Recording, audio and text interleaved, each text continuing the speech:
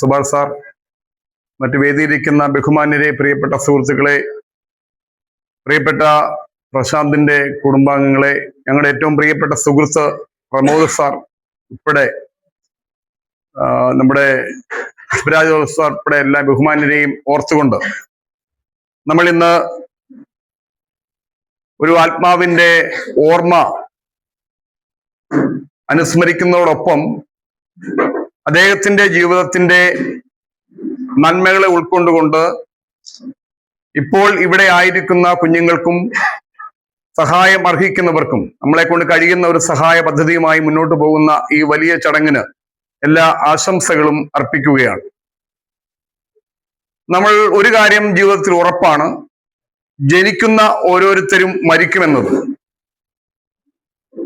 ജനിച്ചാൽ മരിക്കുമെന്നുള്ള യാഥാർത്ഥ്യമുണ്ട്. എത്ര നാൾ ഈ ഭൂമിയിൽ ജീവിച്ചിരിക്കുന്നു എന്നുള്ളതല്ല, അത് എങ്ങനെ ജീവിച്ചിരിക്കുന്നു, എപ്രകാരമാണ് ജീവിതം എന്ന് വളരെ പ്രധാനപ്പെട്ട ഒരു ഘടകമാണ്. ഓരോ മരണവും നമ്മളെ അനുസ്മരിപ്പിക്കേണ്ടത്, നമ്മളെ ഓർമ്മിപ്പിക്കേണ്ടത്, നമ്മളെ ചിന്തിപ്പിക്കേണ്ടത് ഇത് തന്നെയാണ്. ഞാൻ എൻ്റെ ജീവിതത്തിൽ എങ്ങനെയായിരിക്കുന്നു എന്ന് മാത്രം നന്മ ചെയ്തുകൊണ്ട് കടന്നു പോകുന്നു എന്നതാണ്.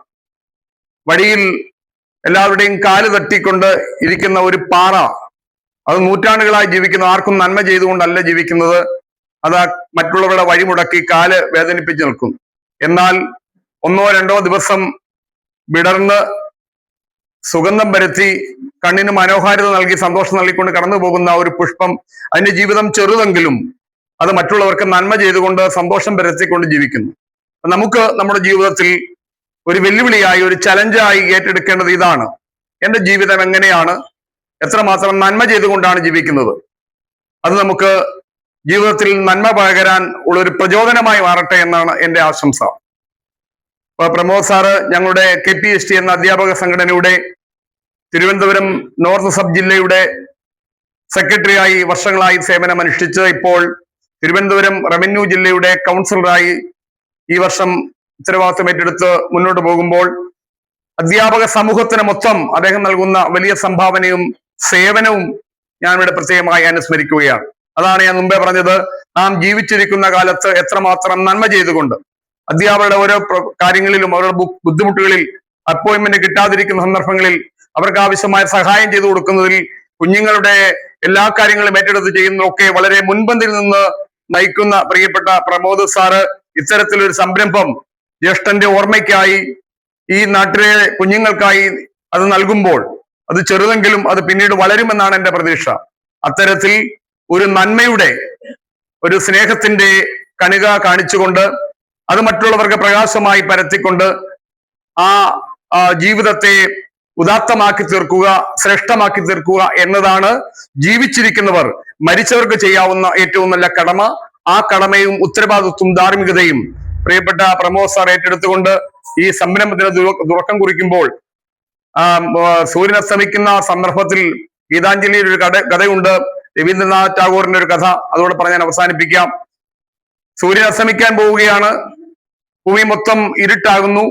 ഇനിയും എങ്ങനെ ഈ ഭൂമിയെ ഇരുട്ടത്ത് ആക്കിക്കൊണ്ട് എനിക്ക് കടന്നു പോകാൻ കഴിയുമെന്ന് ദുഃഖത്തോടെ സൂര്യഭഗവാൻ വിഷമിക്കുന്ന ഒരു സാഹചര്യമുണ്ട്.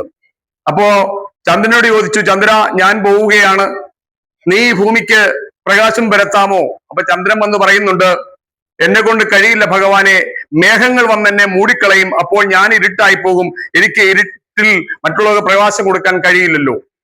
ആകാശത്തിൽ ഓരോ ഗോളങ്ങളോടും ചോദിക്കുന്നു, ഈ ഭൂമിയിൽ നീ വെളിച്ചം പരത്താമോ? എല്ലാ ഗോളങ്ങളും പറയുന്നു, എന്നെ കൊണ്ട് കഴിയുന്നില്ല, എന്നെ കൊണ്ട് കഴിവില്ല എന്ന് പറയുമ്പോ ഒരു കൊച്ചു മിന്നാമിനും ഓടി വന്ന് പറയുന്നുണ്ട്, ഭഗവാനെ, എന്റെ വെട്ടം വളരെ ചെറുതാണ്, എനിക്ക് ഒത്തിരി പരിമിതികളുണ്ട്, എങ്കിലും ഞാൻ എന്നെ കൊണ്ട് കഴിയും വിധം പ്രകാശം പരത്താം എന്ന് പറഞ്ഞുകൊണ്ട് സൂര്യഭഗവാനെ ആശ്വസിപ്പിക്കുന്ന ഒരു കഥ രവീന്ദ്രനാഥ് ടാഗോർ തന്റെ ഗീതാഞ്ജലിയിൽ കുറിച്ചു വെച്ചിട്ടുണ്ട്. അതുപോലെ ഒരുപാട് കാര്യങ്ങളൊന്നും ചെയ്യാൻ കഴിയില്ലെങ്കിലും തന്നെ കൊണ്ടാവുന്ന പോലെ ഒരു ചെറിയ പ്രകാശ ദീപമായി, ഒരു ചെറിയ മെഴുകുതിരിയായി ഈ ഇരുളിൽ പരത്തി നിൽക്കുവാൻ ഇദ്ദേഹത്തിന്റെ, നമ്മുടെ പ്രശാന്തിന്റെ ഓർമ്മ അനുസ്മരിച്ചുകൊണ്ട് അത് മറ്റുള്ളവർക്ക് നന്മയുടെ ദീപ്തമായി പകർന്നു നൽകുമ്പോൾ, അങ്ങനെ കുറെ മെഴുകുതിരികൾ ഇങ്ങനെ കത്തി ജ്വലിക്കുമ്പോൾ ആ ഇരുള് മാറി പ്രകാശം പകരും. അതാണ് നമ്മുടെ പ്രതീക്ഷ. അങ്ങനെയാകട്ടെ. അതിനുള്ള എല്ലാ സംരംഭവും കൈകൊണ്ട പ്രിയപ്പെട്ട പ്രമോദ് സാറിനും കുടുംബത്തിനും ഇത് സംഘടിപ്പിച്ച എല്ലാവർക്കും ഒറ്റവാക്കിൽ നന്ദി പറഞ്ഞുകൊണ്ട് ആ വലിയ മനുഷ്യന്റെ അദ്ദേഹത്തിന്റെ ഓർമ്മയ്ക്ക് മുൻപിൽ ആദരാഞ്ജലികൾ അർപ്പിച്ചുകൊണ്ട് ആത്മാവിന് വേണ്ടി പ്രാർത്ഥിച്ചുകൊണ്ട് നിർത്തുന്നു. നന്ദി, നമസ്കാരം.